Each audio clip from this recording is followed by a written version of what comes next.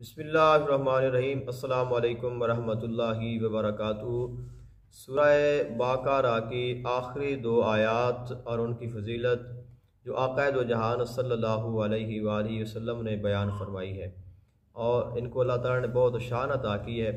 हज़रत इब्ने मसूद रज़ी अल्लाह ताला अन्हु आप रिवायत फरमाते हैं कि रसूलुल्लाह सल्लल्लाहु अलैहि वालैहि वसल्लम ने इरशाद फरमाया कि जो शख्स सूरह बाक़रा की आखिरी दो आयात को सोने से पहले रात में पढ़ता है, अल्लाह ताला पूरी रात उसकी आफतों से, बलाओं से और मुसीबतों से हिफाजत फरमाता है।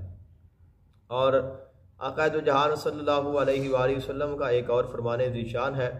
हज़रत नोमान बिन बशीर रज़ी अल्लाह ताला अन्हु आप रिवायत फरमाते हैं कि आका अलैहिस्सलाम ने इरशाद फरमाया कि जब अल्लाह ताला ने ज़मीन व आसमान अभी तक पैदा नहीं फरमाए थे तो अल्लाह ताला ने उस वक़्त एक किताब को पैदा फरमाया, एक किताब अल्लाह ताला ने बनाई और उस किताब का जो इख्तिताम है अल्लाह ताला ने सूरह बाक़रा की आखिरी दो आयतों पर फरमाया।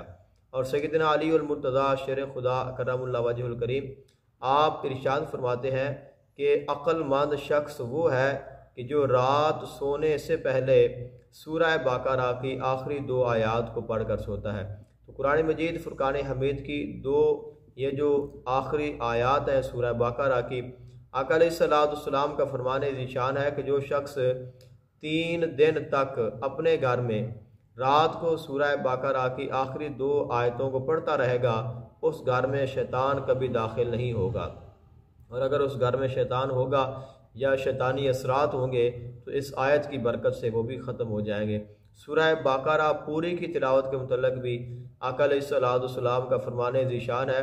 फरमाया कि जिस घर में 3 दिन तक सूरह बाक़रा की तिलावत की जाए अल्लाह ताला उस घर से हर किस्म के जो शयातीन हैं उनको बाहर निकाल देता है। तमाम शयातीन घर से निकल जाते हैं और दोबारा उस घर में वो दाखिल नहीं हो सकते।